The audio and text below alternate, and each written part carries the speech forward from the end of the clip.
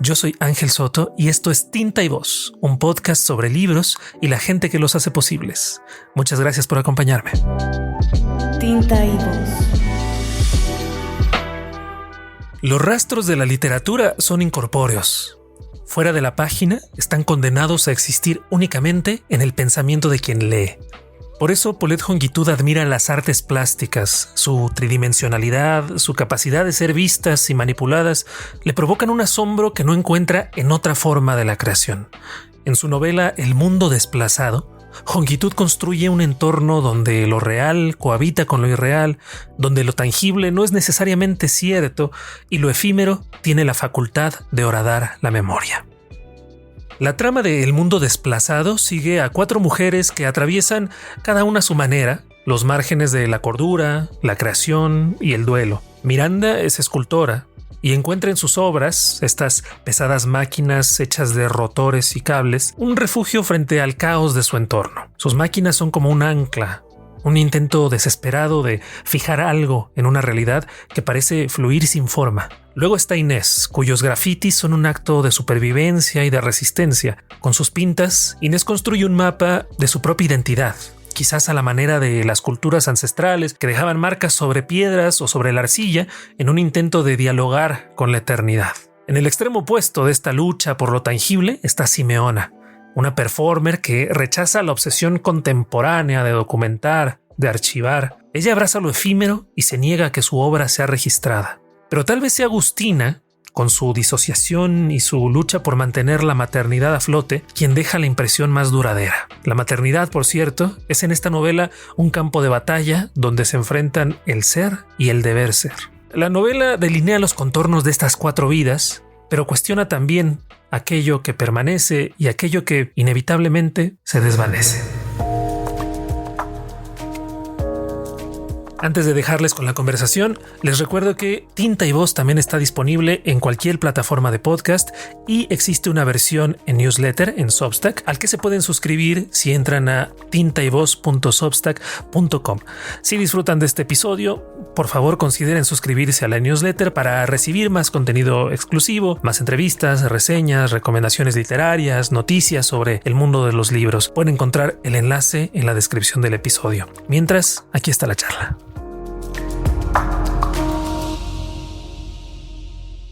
Lo primero con lo que quiero empezar es algo a propósito de un taller que diste hace no mucho. Se llamó Escribir antes de escribir. Sí, me parece.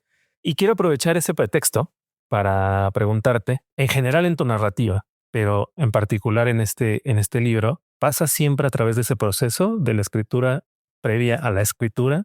Sí, yo planeo mucho antes de empezar. Leo mucho antes de comenzar. Leo todo lo que... Imagino en mi mente una estantería de un librero con los libros que me gustaría que acompañaran el libro que estoy escribiendo, con los libros que se relacionan y que pueden extender sus tentáculos hacia ese libro nuevo, ¿no? Hacia ese libro que estoy creando. Entonces leo todos esos libros y sí hago muchos planes. Planeo la estructura, hago boceto de personaje, boceto de espacios y me toma como 1/3 de la escritura planearla antes de ponerme a escribir. Y yo creo que eso se termina notando en las relaciones que van estableciendo los personajes, porque da la impresión, a mí como lector me da la impresión de que estos distintos puntos de vista que asumen cada uno de los capítulos son premeditados, hay mucha premeditación en ello, ¿no? Y sin embargo, también me da la sensación de que a veces una estructura así de rígida puede ser una limitante para el flujo, para la creatividad. ¿Te has topado con eso? A lo mejor antes. Ahora a mí la estructura me sirve para no perderme, porque tiendo mucho a las digresiones, ¿no? Entonces me interesa una idea y me voy por ahí y ya se me olvida regresar a donde estaba trabajando. Entonces si tengo este mapa que tracé desde el inicio súper estricto, me mantiene dentro, o sea, circunscrita al universo de la historia que estoy contando en este momento y me permito hacer notas de, estaría padre ver qué pasa si este personaje explora otro espacio. Pero la estructura me regresa constantemente. Esta escaleta me regresa. Esta es la historia que estamos contando ahorita. No te distraigas. Y así es como puedo ir mezclando a estas diferentes voces, estos diferentes personajes, porque tengo muy claro en qué momento se encuentran y en qué momento se separan. Algo que de las primeras cosas que me vinieron a la mente cuando empecé a leer y cuando empecé a conocer a estos personajes es que me resulta muy difícil encontrar otro protagonista, por lo menos de la literatura mexicana contemporánea, u otra protagonista dedicado a las artes visuales. Y sinceramente, lo único que se me viene a la mente es un libro de Álvaro Enrique que se llama La muerte de un instalador, que es precisamente, ¿no?, un artista conceptual además. Pero me da la impresión de que ese rasgo, el hecho de que en este caso Miranda sea una escultora, una artista plástica, e Inés también lo sea, le da una mirada que es una mirada de artista, una mirada que trabaja con muchas cosas visuales, con lo que es tangible a la historia. Es decir, no es una historia que solamente transcurre en el tiempo y con palabras, es una historia que adquiere volumen. Quiero preguntarte, para ti, ese rasgo de la mirada de un artista, ¿qué le permite a tus personajes? Pues creo que contestaste tú la pregunta, lo cual me parece fantástico. No, me parece fantástico porque significa que conseguí lo que quería, ¿no? Siempre he admirado el arte plástico, a diferencia de la literatura. O sea, no es que no la admire, pero el arte plástico deja algo en el mundo. Hay una huella ahí en el mundo de su creación. Y de la escritura son palabras. O sea, la huella que yo dejo como escritora está en tu mente, adentro de tu mente como lector, pero yo nunca la voy a poder ver, nunca te voy a poder ver darle vuelta a la pieza y ver si te gustó, si la quieres insultar, si te la quieres llevar, si la quieres tocar. Entonces admiro mucho eso del arte plástico y quería que existiera, como son personajes que van entre la realidad y la fantasía constantemente, quería que existieran marcadores reales de su paso. Entonces, Inés está con un pie en la realidad y el otro en un mundo fantástico, pero su graffiti es real. Su graffiti existe y tiene marcas y las puedes seguir.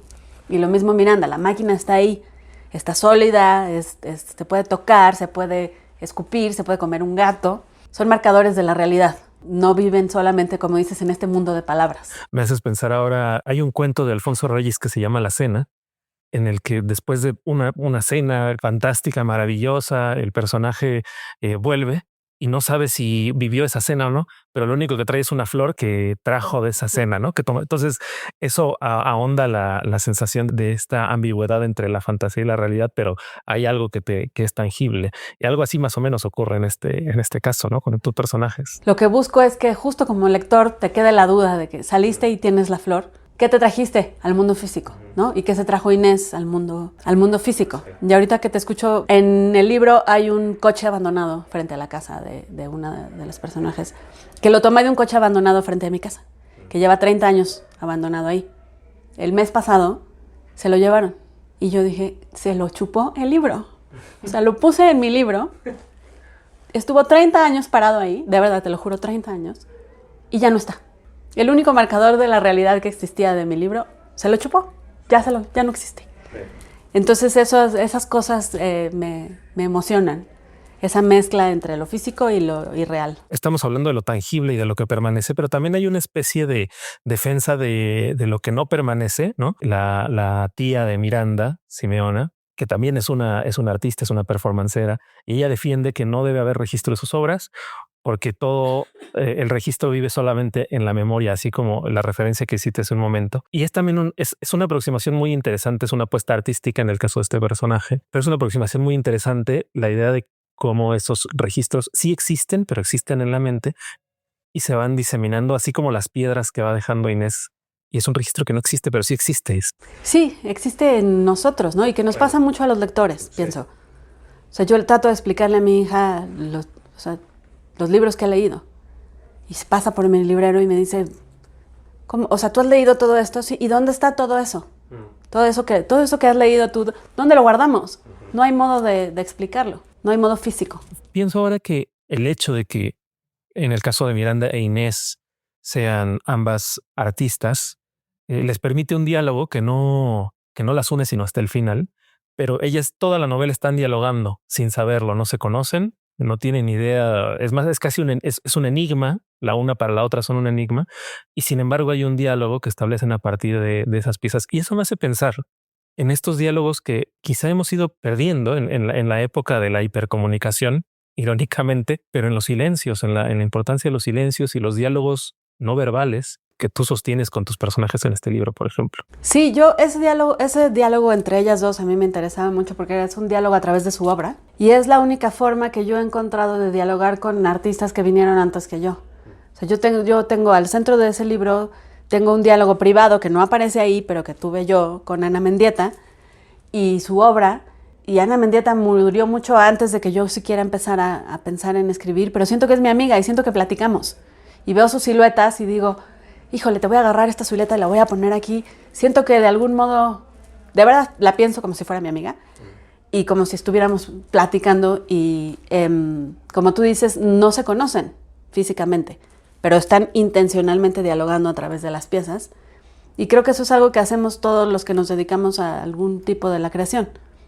Como lector tú estás dialogando con el autor del libro que estás leyendo, como asistente a una película igual, pero pues nunca vamos a estar en contacto. En la literatura ocurre el famoso diálogo con los muertos, que es la posibilidad de trascender la muerte y dialogar con ellos a través justo del objeto. De un objeto. Y pensaba ahora también que en este libro, pero creo que en otras de tus obras también, es muy importante la relación con el cuerpo, las corporalidades y sus procesos de creación, pero también de descomposición.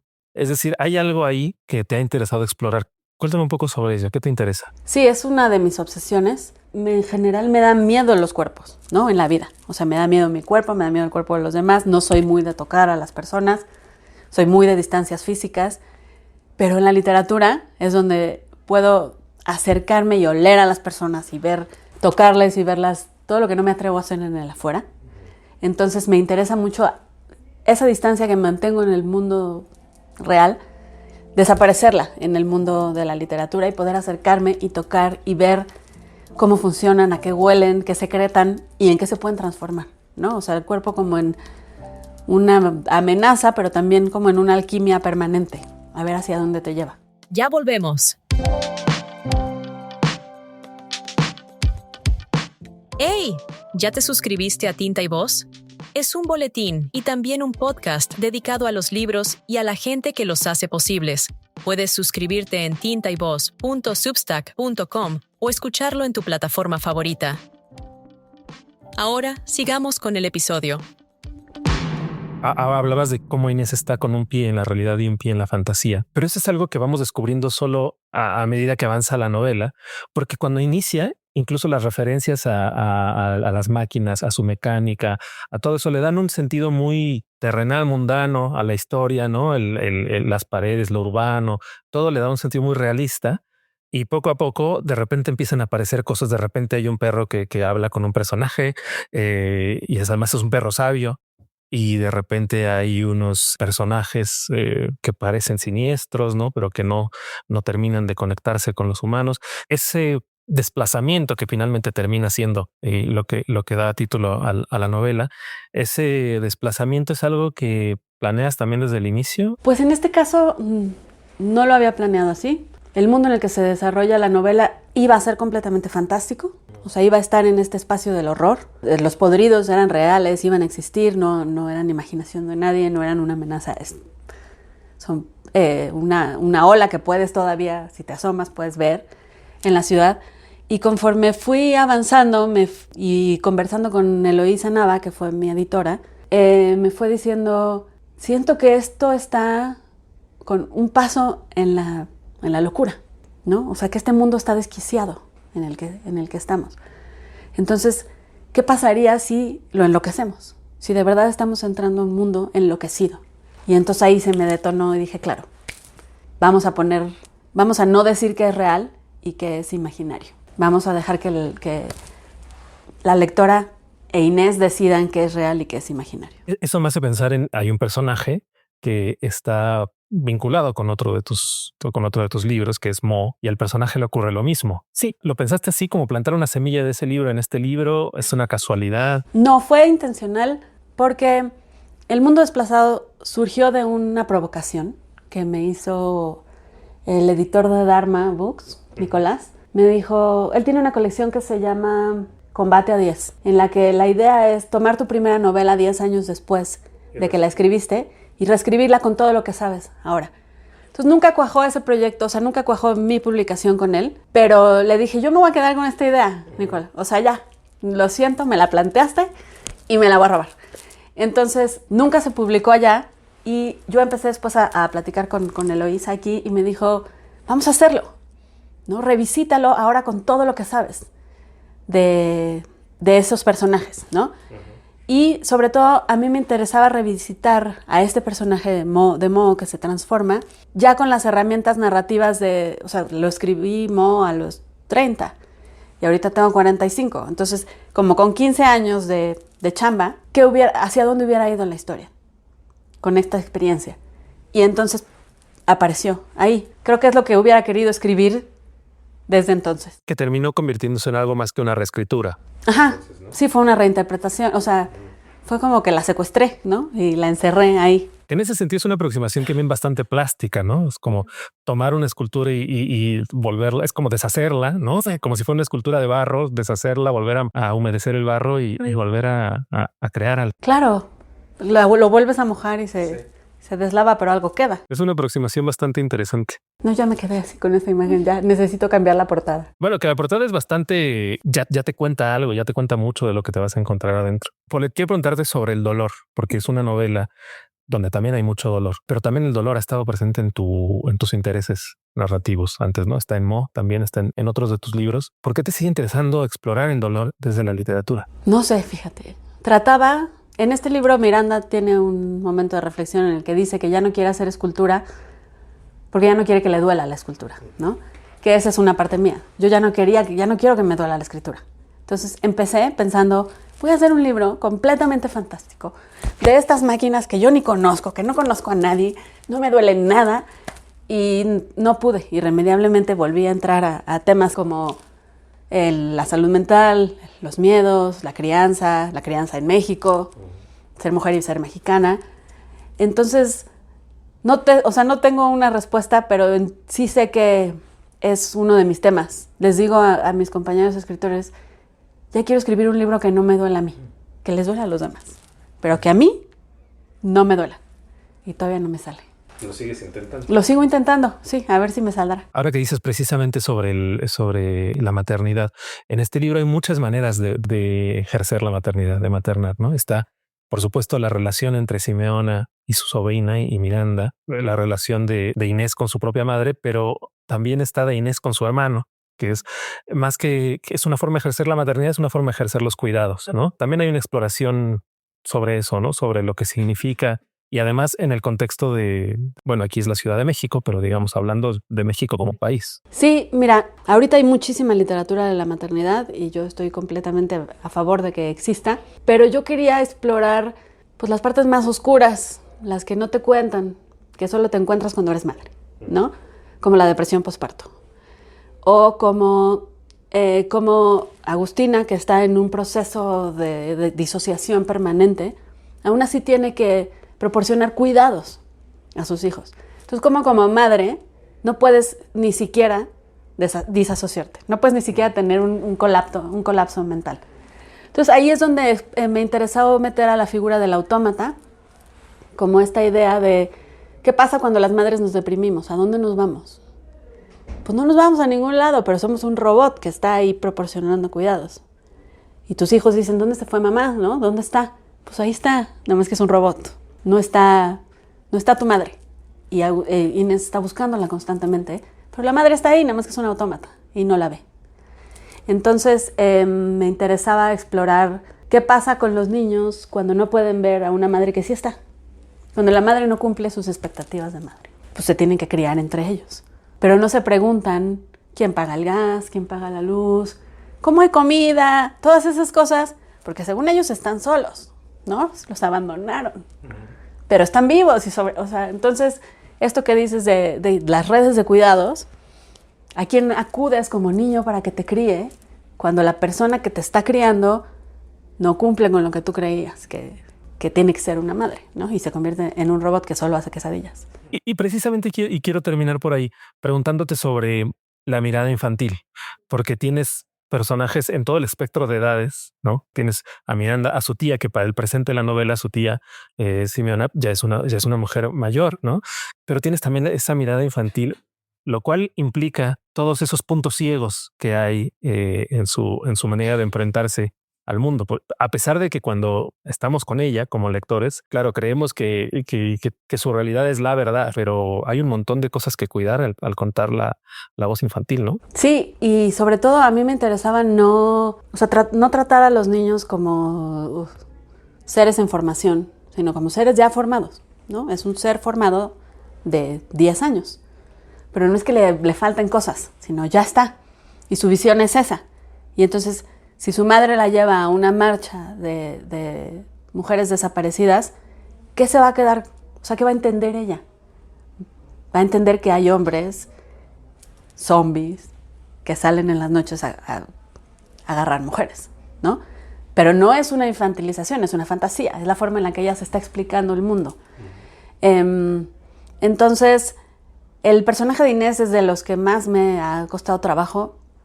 Lo acerqué mucho al personaje de Mary Cat en Siempre hemos vivido en el castillo, de Shirley Jackson, que es yo creo que el personaje que más me gusta, súper trastornada, ¿no? Pero Inés me costó mucho trabajo porque no quería que fuera simple. Quería que fuera de las más complejas, ¿no? Que fuera tan compleja como Simeona. Y que fuera artista también, ¿no? A su manera, con su graffiti. Pero también tiene este pensamiento mágico de si escribo todas las Ineses alrededor de mí, ya no me pasa nada, ¿no? Que esas lógicas que tienen los niños, que son lógicas de verdad. O sea, que para ellos es una lógica perfecta. Así de si cierro el closet, no salen los monstruos. Es muy fácil, ¿no? Hay monstruo ahí, voy a cerrar el closet, si lo cierro no sale. Pero que no fuera como ridículo, sino que lo respetáramos. Sin caricaturizarlo. Exacto, esa es la palabra. No la encontraba. Sin caricaturizarla. Uh-huh. ¿Y qué tanto, por ejemplo, la creación de un personaje como Inés se debe a tu propio recuerdo de tu infancia y qué tanto se debe a tu experiencia como madre también? Es completamente de mi experiencia como madre. O sea, tengo registradísima a mi hija y todas las cosas casi se las robé a ella. O sea, entonces sí, tiene muy poco de mí de niña. Yo no jamás hubiera sido así de aventurera. Yo era el polo opuesto, la niña más miedosa, y mi hija se podría salir, no se sale, pero se podría salir en la noche. Que yo sepa, ¿no? Pero si le dicen hay un perro que platica en el parque, se sale y lo busca. Entonces sí, es de mi experiencia como madre directamente. Perfecto, Poli, pues muchísimas gracias. Te agradezco muchísimo la lectura tan profunda. Bueno, pues el mundo desplazado, creo yo, no busca darnos respuestas claras, sino, como toda gran literatura, plantearnos preguntas fundamentales. ¿Qué huellas dejamos en este mundo? ¿Cómo es posible que lo intangible transforme nuestras vidas? Pues Paulette Honguitud, creo yo, nos invita a mirar más allá de lo visible, a tocar eso que parece inalcanzable, y al hacerlo nos recuerda también que incluso las marcas más efímeras pueden cambiar la manera en la que entendemos el mundo. Una vez más, muchas gracias por acompañarme en este episodio. Si esta conversación resonó contigo de algún modo, si te gustó, compártela con alguien que también disfrute de explorar la literatura y los límites entre la realidad y la fantasía. No olvides suscribirte a Tinta y Voz, el podcast, y a Tinta y Voz, la versión newsletter, que lo puedes encontrar en tintayvoz.substack.com, y la versión podcast, que la puedes encontrar en tu plataforma favorita. Muchas gracias por acompañarme. Nos escuchamos la próxima. Chao.